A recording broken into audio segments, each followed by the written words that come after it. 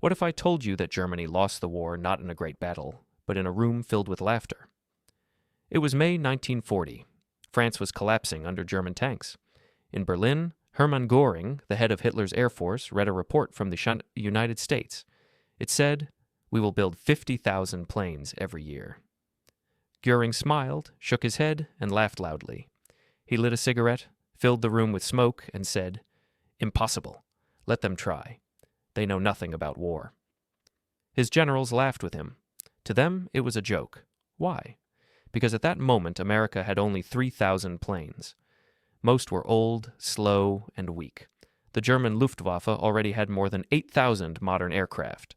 The idea of 50,000 American planes sounded like fantasy. But while the Nazis laughed, something was happening in America. A man named William Knudsen, a Danish immigrant and former head of General Motors, heard Roosevelt's call. Knudsen was not a soldier. He was not a general. He was an engineer and a car builder, and he believed America could do the impossible. Roosevelt asked Knudsen to leave his $300,000 salary and work for the government for just $1 a year. Knudsen agreed. His job, to change American factories into war factories, to turn cars into planes, to turn assembly lines into weapons. He looked at Roosevelt's dream of 50,000 planes and said, "We can do more." In Detroit, workers were still making cars, trucks, and refrigerators. They had never built a bomber or a fighter, but Knudsen knew something that Göring did not. He knew that American factories were different. They were fast. They were flexible. They could build millions of cars each year. Why not millions of parts for airplanes? Knudsen began to call meetings with Ford, Chrysler, General Motors, Boeing, and Douglas. He told them, "Oh, forget cars. Forget profit. We are going to build planes, and we are going to build them in numbers the world has never seen." Some factory bosses were shocked. "We don't know how to build planes," they said. Knudsen smiled. "You will learn. Airplanes are just machines. Machines can be built on lines. We will break each plane into thousands of small parts. Each part can be built in a different place. Then we will put it all together." This was the secret that Göring could not understand. He thought warplanes were art, handmade in small workshops. He thought only master race engineers could do it. But America believed in something else, that ordinary workers, men, women, even teenagers, could learn fast and do great things. By the end of 1940, Knudsen had already changed the map of American industry. New plants were planned in Michigan, California, and Texas. Ford promised a giant bomber factory called Willow Run. Douglas doubled its workforce. Boeing started building new hangars in Seattle. The numbers began to rise. In 1939, America made only 3,611 planes. In 1940, it built almost 6,000, still small compared to Germany, but the line was going up. By late 1941, America was building 2,000 planes every month. And this was just the beginning. Imagine a mile-long factory, bigger than anything in Europe, where bombers rolled out one after another like cars. Imagine women in scarves and overalls learning to rivet with perfect accuracy. Imagine teenagers wiring cockpits after school. Imagine immigrants, farmers, and workers all building wings, engines, and guns together. This was the arsenal of democracy awakening. And in Berlin, Hermann Göring still laughed. He believed numbers on a page meant nothing. He believed democracy was weak. He believed free people could not fight. He had no idea that the sound he heard, the laughter in his office, was the sound of Germany already losing the war. At first, the dream of 50,000 planes looked like a disaster. Ford's Willow Run factory in Michigan was supposed to be the heart of the miracle. It was the biggest building under one roof in the world, 3.5 million square feet with an assembly line 1 mile long. Charles Sorensen, Ford's production genius, promised one bomber every hour. But in 1942, the reality was painful. The first bomber that rolled out in September 1942 had to be completely rebuilt. Quality problems were everywhere. Rivets were loose, parts didn't fit, wiring was wrong. Critics laughed and called it Will It Run instead of Willow Run. Production numbers were terrible. In February 1943, only 56 bombers were finished, but Ford engineers refused to give up. They broke the huge bomber, the B-24 Liberator, into smaller pieces. Each piece could be built in different shops, then moved onto the line. They created hydraulic tools for rivets. They built prefabricated wiring harnesses. They learned to move the plane along the line like a car. Slowly, the chaos turned into rhythm. By September 1943, Willow Run made 148 bombers per month. By December, 365. And in April 1944, the miracle happened. 428 bombers in 1 month. One bomber every 63 minutes, 24 hours a day. It was the sound of industry becoming stronger than an army. But Willow Run was only part of the story. Boeing in Seattle, Douglas in California, Lockheed in Burbank, all were growing fast. Douglas had only 68 workers in 1936. By 1943, it had 167,000. North American Aviation was building 500 P-51 Mustangs every month. Lockheed made one P-38 Lightning every 90 minutes. How could this be possible? The answer was simple: people. America did not have enough men for the factories. Millions were in the army. So the country called women into the plants. At first, many people doubted. Could women build warplanes? Could they handle heavy tools? The answer was yes. By 1943, 310,000 women worked in the aircraft industry, 65% of the workforce. They were fast, accurate, and proud. They called themselves Rosie the Riveter, after a popular song. The real Rosie, Rose Will Monroe, worked at Willow Run and drove 3,000 rivets per shift with almost perfect accuracy. Women inspectors at Douglas cut defect rates from 3.2% to just 0.3%. Ford redesigned tools for smaller hands, and production improved. The truth was clear: women were not a weakness. They were America's secret weapon. German intelligence didn't believe it. Reports about women working in factories were dismissed as signs of American desperation. Nazi officers laughed, just like Göring had laughed. But the laugh was fading, because by 1943, the numbers were impossible to ignore. America built 48,000 planes in 1942. In 1943, 85,000. In 1944, almost 100,000. To understand the scale, imagine this. In 1 year, the United States made more aircraft than Germany did in the entire war, and each plane carried the power of industry. American bombers had 1350 caliber machine guns with thousands of rounds. German fighters often had half-empty ammunition belts. American planes had radios, navigation gear, and powered turrets. German planes often flew with broken radios or missing parts. The balance was changing. In Tunisia, German ace Johannes Steinhoff noticed it first. "The American pilots are no longer amateurs," he wrote in December 1942. "Most disturbing, there are more of them every day." By early 1943, German pilots were shocked. At Schweinfurt, during Black Thursday, Americans lost 60 bombers in one mission, but they replaced them in 2 weeks. Germany could not replace even a fraction of its losses. The Luftwaffe was bleeding pilots. Germany was producing about 1,000 fighters each month, but losing 1,200. Meanwhile, America was building 2,500 fighters every month, losing only 400. The math was clear, but in Berlin, Göring still refused to believe it. He told his staff, "Numbers do not win wars. Courage does." Yet in the skies, his pilots were already writing desperate letters. The bomber stream stretched from horizon to horizon, Major Heinz Baer recalled in January 1944. "We were 8 fighters against hundreds. It was hopeless." What started as laughter had turned into silence. The joke was over, and the thunder of production was just beginning.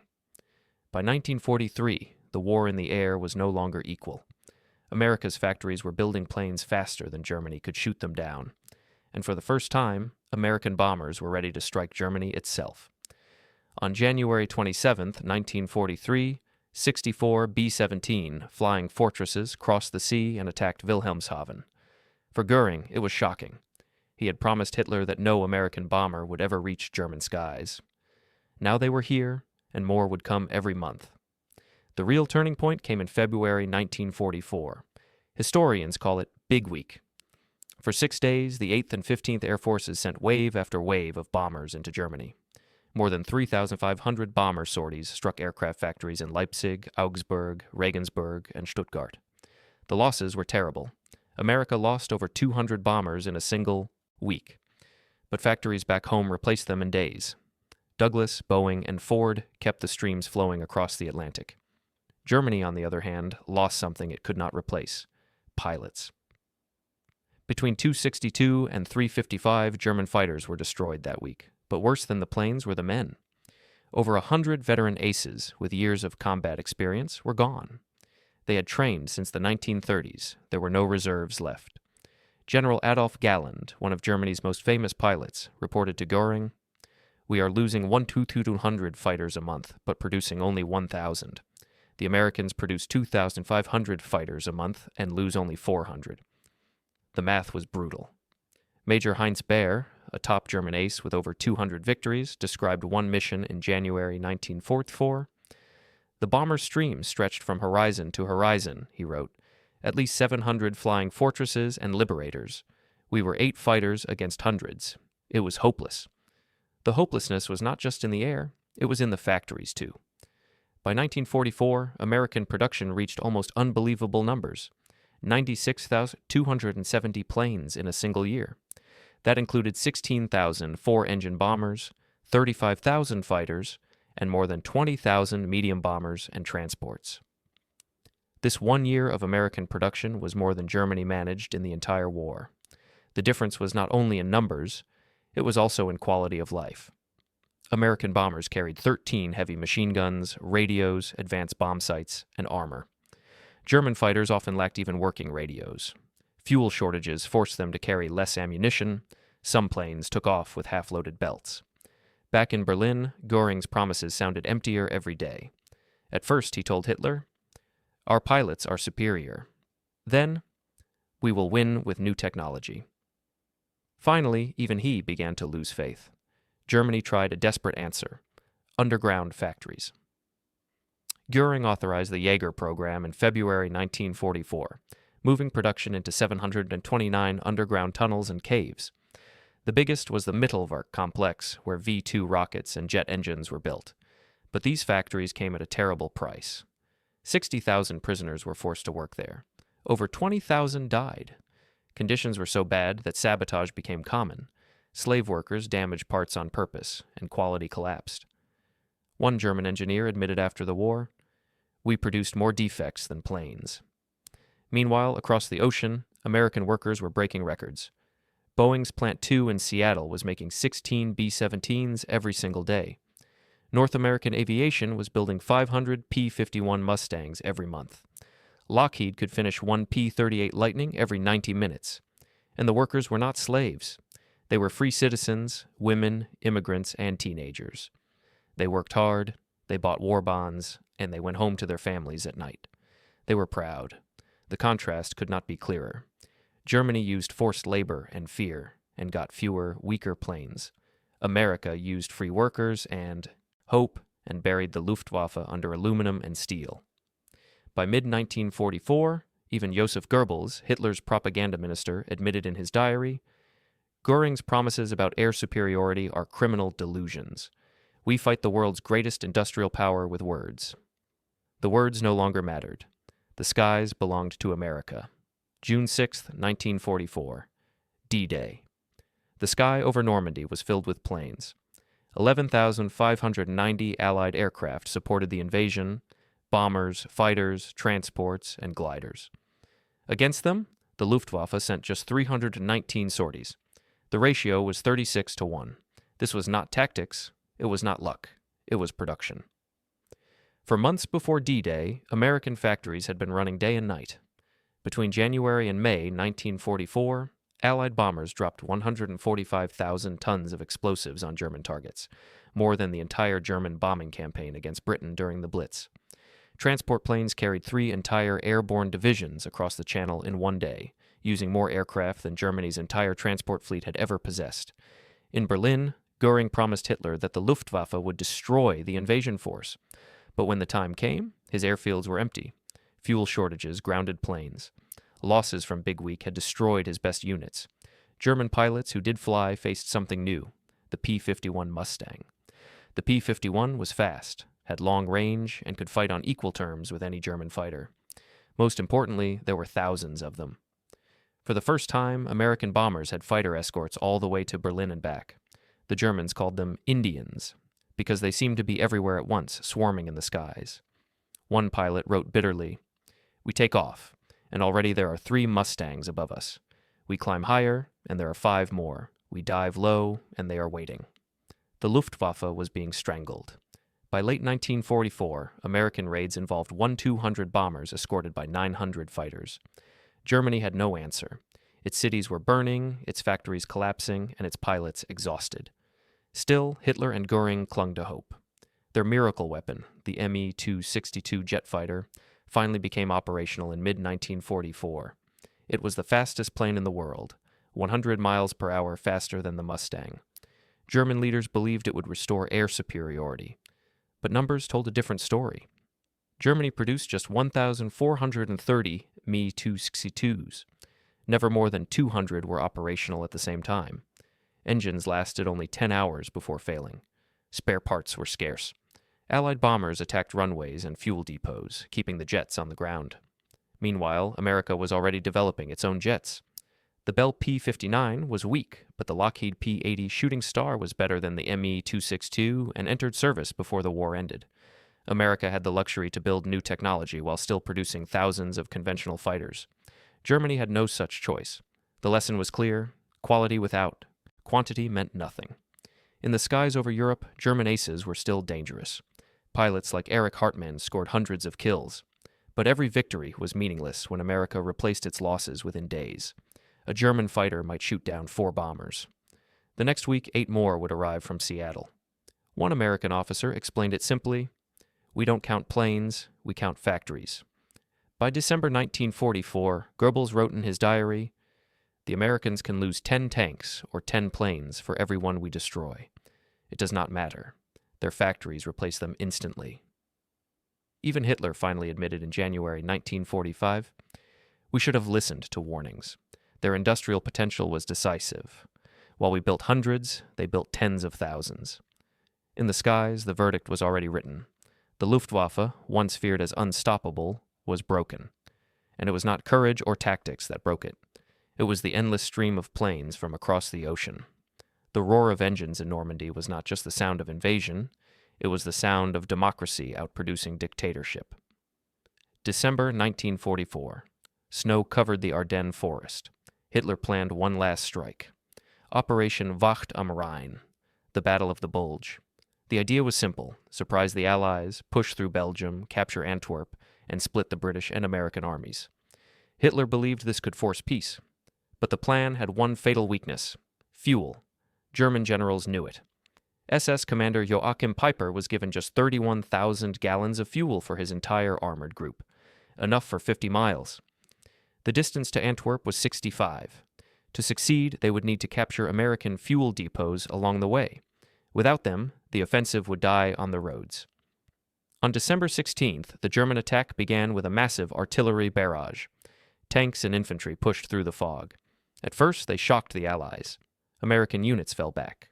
Roads clogged with retreating trucks and vehicles. For a moment, it looked like Germany had a chance. But fuel changed everything. Peiper's column captured the town of Hansfeld on December 17th. There, they found an American supply depot filled with jerry cans, 50,000 gallons of gasoline, enough to keep moving. Peiper's men cheered, but their joy didn't last. That same day, at Stavelot, American engineers received orders: deny fuel to the enemy at all costs. The depot there held more than 2 million gallons. As German tanks approached, U.S. engineers poured gasoline into the snow, set white phosphorus grenades, and lit the sky with fire. A wall of black smoke rose higher than the trees. For 3 days, the depot burned. The Germans watched in silence. To them, 2 million gallons was a treasure. To the Americans, it was just another resource. They could afford to destroy it. Across the Ardennes, the same scene repeated. At Spa, 2.5 million gallons destroyed. At Trois Ponts, another million. No, the first week of the battle, Americans burned more than 8 million gallons to keep it from German hands.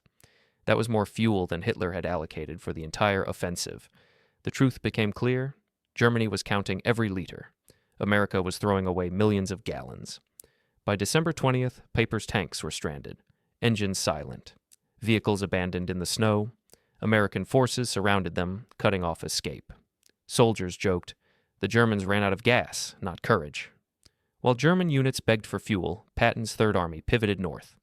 In 3 days, 350,000 gallons of gasoline moved to his tanks and trucks. What was impossible for Germany was routine for America. At Bastogne, surrounded U.S. troops received supplies by air. C-47 transport planes flew 316 sorties in one day, delivering food, ammunition, and 160,000 gallons of fuel.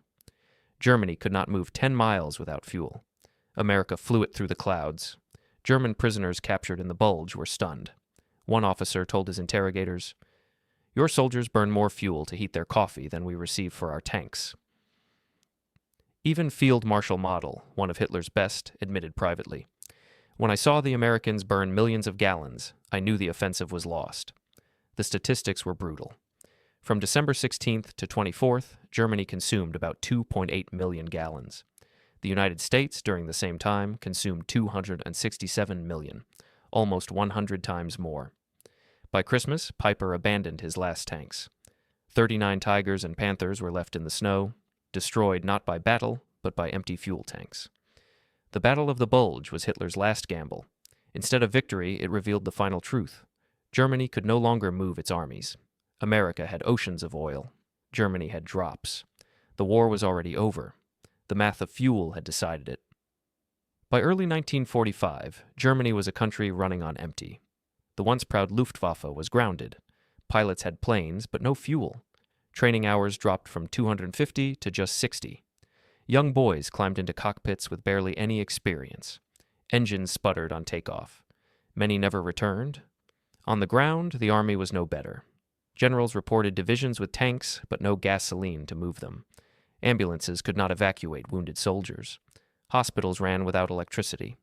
In some places, candles were used for surgeries. German civilians had not seen cars on the streets for years. Farmers plowed with horses again. Housewives lined up for hours to receive a few lumps of coal. The Reich was collapsing not only from bombs, but from silence, the silence of machines without fuel. Meanwhile, America was stronger than ever. By January 1945, Allied forces in Europe consumed 7.5 million gallons of fuel per day and received 8.2 million. They were building reserves while fighting. A single American bomber raid in February burned more fuel than Germany's entire army group received in a month. The contrast was crushing. Hitler still promised miracles. He told his generals that the Me-262 jet would save Germany. He believed the V-2 rocket would terrify London into surrender. But the generals knew the truth. Jets and rockets meant nothing when there was no fuel to fly them or factories left to build them. By March, American bombers flew freely over German cities. Factories, railways, and oil plants were destroyed day after day. The sky was black with B-17s and B-24s. One German child later remembered, "We stopped counting the planes. There were too many. They filled the sky like clouds." Even Göring, once so confident, now faced reality. Captured in May 1945, he was brought to an interrogation center in Augsburg. At first he tried to remain proud. He claimed Germany lost because of betrayal, because of traitors, because of bad luck. But the Americans showed him numbers, charts of production, photos of Willow Run, lists of aircraft built in 1 year. Göring stared at the papers in silence. Finally, he said, "That single factory produced more planes than our entire Air Force at its peak. It was incomprehensible." He admitted something more. "We could not even supply forces 500 miles from Germany. You supplied armies 5,000 miles from America." At Nuremberg, the prosecutors pressed him further. They showed films of American assembly lines and statistics of oil production. Göring's voice cracked. "I never imagined they could increase production 100-fold in 4 years. Such growth seemed impossible." The man who once laughed at Roosevelt's promise now sat in court, defeated by numbers. He calculated ratios in his head, compared German output to single American factories, and shook his head. Psychologists who observed him noted that he became obsessed with Willow Run. He called it "that damned factory that broke our backs." The truth was undeniable. Germany had fought a war with courage, but without fuel, without factories, and without time. America had all three. By April 1945, Berlin itself was surrounded. Soviet tanks rolled in from the east, American and British from the west. The skies were filled with Allied planes. The Reich that had promised 1,000 years collapsed after 12. And Göring knew why. It wasn't lost in a single battle. It was lost in the factories of Detroit, in the oil fields of Texas, in the hands of millions of ordinary workers who built planes faster than Germany could shoot them down. The laughter of 1940 had turned into silence in 1945, November 1945, Nuremberg, Germany. The war was over, but now came judgment. Hermann Göring, once the most powerful man in Hitler's Reich after the Führer himself, now sat in the dock of the International Military Tribunal. He wore a plain suit instead of a uniform. The once proud marshal had lost his medals, his staff, his army, but he still had his voice. In the courtroom, Göring tried to defend himself. He claimed Germany had fought bravely. He claimed the Luftwaffe was the most advanced air force in the world. He even said that German technology was decades ahead of America's. But the prosecutors were ready. They didn't argue with him using words. They used numbers. One morning, they placed a giant chart before the court. It showed yearly aircraft production. In 1940, America had built just 3,611 planes. By 1944, America built 96,270 planes in a single year. Germany's entire wartime total was about 95,000. The courtroom gasped, and Göring stared at the chart, silent. Then came the films. The prosecutors played footage of Ford's Willow Run plant. The camera moved down the mile-long assembly line. Bombers rolled out one after another, wings spreading wide like steel birds. Workers swarmed over them. Thousands of men and women tightening rivets, welding frames, painting insignias. The judge turned to Göring. Is it true that this single factory produced more aircraft than your entire bomber force? Göring swallowed, his face pale. Yes, he said, it is true. The humiliation deepened. Another chart appeared, showing oil production. In 1944, the United States produced 1.8 billion barrels of crude oil. Germany, with all its synthetic fuel plants and captured Romanian fields, produced only 33 million barrels, less than 2% of America's total. The judges pressed him. You mocked President Roosevelt's request for 50,000 planes. Why? Göring sighed. At that time, it seemed impossible, even to me. We believed only master engineers could build planes in small numbers by hand. We thought democracy was weak, disorganized, and soft. We could not imagine that free people, untrained, could build such machines so quickly. Psychologist Gustave Gilbert, who interviewed Göring daily in prison, wrote that Göring became obsessed with these numbers. Night after night, he calculated ratios. He compared single American factories to all of Germany. Willow Run, he muttered again and again. That factory destroyed us. He admitted something else, too. We declared war on an industrial giant while it slept. When it awoke, we were doomed. In court, Göring tried to act defiant. He interrupted prosecutors, shouted at witnesses, and mocked the judges. But in private, his writings told a different story. In a letter smuggled from prison, he wrote, "The Americans did not defeat us with soldiers. They defeated us with workers. Not on the battlefield, but on the assembly line." One of the prosecutors later said, "We didn't need to prove Nazi crimes to show their failure. We only needed to show them the films of American factories." For the German people, these numbers were a shock, too. Civilians who once believed Nazi propaganda now saw the truth. America had not just matched Germany, it had outproduced it 5 times over, while still fighting Japan across the Pacific. The message was clear. Freedom had outbuilt tyranny. November 1945. Nuremberg, Germany. The war was over, but now came judgment. Hermann Göring, once the most powerful man in Hitler's Reich after the Führer himself, now sat in the dock of the International Military Tribunal. He wore a plain suit instead of a uniform. The once proud marshal had lost his medals, his staff, his army. But he still had his voice.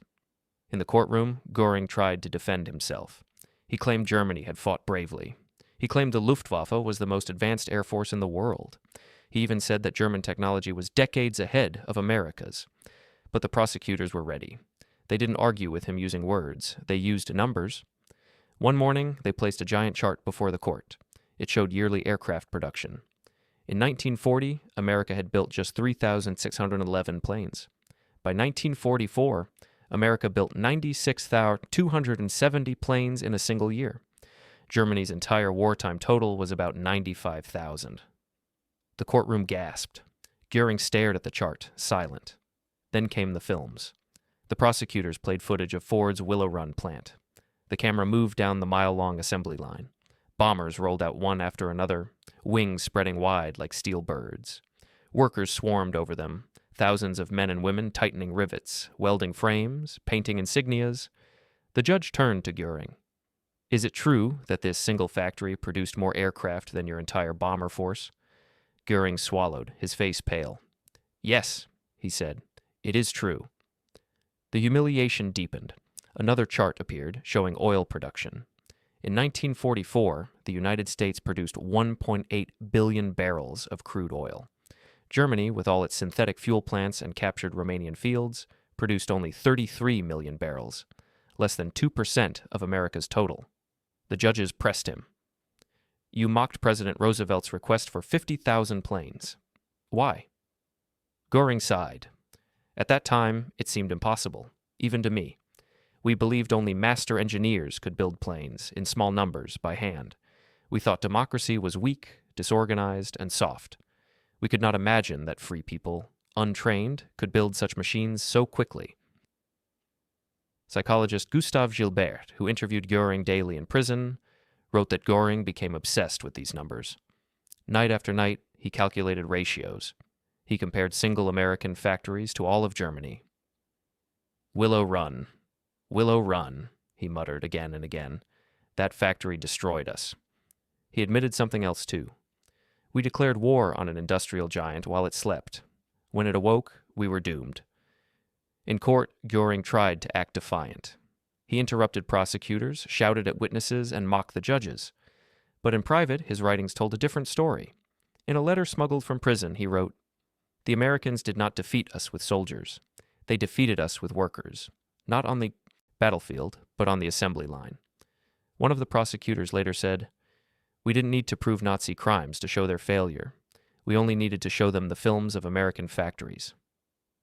For the German people, these numbers were a shock, too. Civilians who once believed Nazi propaganda now saw the truth. America had not just matched Germany, it had outproduced it 5 times over, while still fighting Japan across the Pacific. The message was clear. Freedom had outbuilt tyranny. By 1946, the trial was ending. Verdicts were near. For Göring, the days of uniforms and medals were long gone. Now he was just prisoner number 1 at Nuremberg. In his cell, he was often visited by psychologist Gustav Gilbert. Gilbert noted that Göring's proud speeches in court were only theater. In private, he was different. He was restless, bitter, and obsessed with numbers. Night after night, Göring asked for production charts. He demanded to see Allied statistics again. He muttered about Willow Run, about Ford, about the B-24. "That damned factory," he said more than once. "That factory broke our backs." Gilbert asked him why he had laughed in 1940 when Roosevelt demanded 50,000 planes. Göring's face darkened. "Because I thought it was impossible. We believed Americans were spoiled children, incapable of real sacrifice. We thought their women could not work, their immigrants could not fight, their factories could not be organized. We thought wrong." In July 1946, Major Kenneth Heckler conducted long interviews with Göring. He asked what surprised him most about America. Göring did not hesitate. "Your logistics. You supplied armies across 2 oceans. We could not supply one army across a few hundred miles. You had factories that built more planes than my entire Luftwaffe. It was beyond our imagination." Göring admitted that he had underestimated not just American factories, but democracy itself. "We thought dictatorship was strength, but your free workers built more than our slaves. They worked harder because they believed in something. That was our greatest mistake." On October 15, 1946, the night before his scheduled execution, Göring wrote his final letter. It was his most honest confession. "The Americans won through factories, not soldiers. We were not beaten by better fighters, but by better workers. We thought we could overcome industry with ideology. We thought race and will could replace steel and oil. We were wrong. The nation we mocked buried us under aluminum and steel." His last words to Gilbert were even simpler. "We declared war on a giant while it slept. When it awoke, we were doomed." That night, Göring committed suicide with cyanide. He cheated the hangman, but not history. For the world, his death symbolized the end of the Third Reich. For historians, his laughter in 1940 became the Reich's epitaph. He had mocked Roosevelt's dream of 50,000 planes. America answered with 100,000. His laugh echoed through history, not as confidence, but as blindness. When the war ended in 1945, the world looked at America with awe. The same factories that had produced 300,000 aircraft, 88,000 tanks, and millions of trucks now turned to peace. Aluminum plants that once built bomber wings now made windows for suburban homes. Chemical plants that created aviation fuel now produce plastics and fertilizers. The arsenal of democracy became the engine of prosperity. In just a few years, America moved from wartime mobilization to the consumer boom of the 1950s.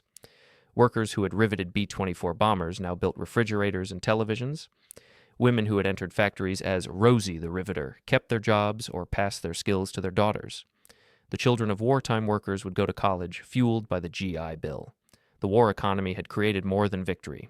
It had created the American century. Historians later calculated the scale of this miracle. Between 1940 and 1945, U.S. aircraft production rose from 3,611 planes to 295 in 1959. Of these, nearly 100,000 were fighters, 97,000 bombers, and the rest transports and trainers. Germany built about 95,000 in the entire war, but the numbers told only half the story. The real secret was organization. A democracy of immigrants, farmers, and shopkeepers learned mass production faster than any dictatorship. Free people cooperated better than slaves forced into tunnels. The feedback loop between pilots at the front, engineers in the lab, and workers on the line was unmatched. When combat revealed weaknesses, changes appeared on the assembly line within weeks. German modifications took months, sometimes years. Göring himself, in his final confession, had said it best.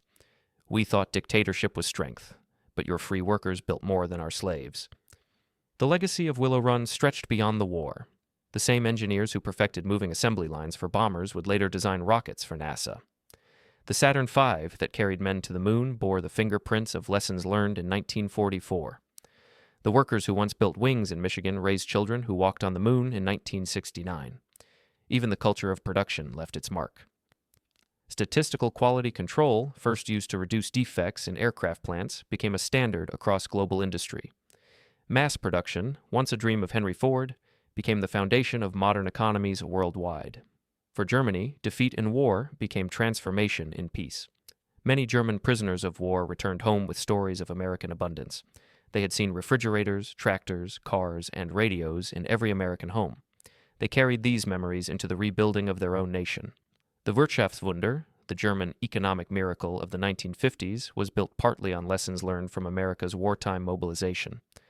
The laugh of Hermann Göring in 1940 became, in the end, one of history's most expensive mistakes. He had dismissed Roosevelt's demand for 50,000 planes as impossible, but America built almost 100,000 per year. He had trusted ideology over arithmetic, dictatorship over freedom, scarcity over abundance, and history punished him for it. The story carries a lesson that goes far beyond World War II. Never underestimate free people when they unite for survival. Never confuse peace with weakness. Never assume that democracy is too soft to fight. In 1940, America seemed unprepared, divided, and small. By 1944, it was an industrial colossus, producing more aircraft than the rest of the world combined. The arsenal of democracy proved that factories could be as decisive as armies, and that workers with rivet guns could be as powerful as soldiers with rifles. As historian Richard Overy wrote, "The Allies won not through brilliance or luck, but by weight of material. They buried their enemies under an avalanche of production."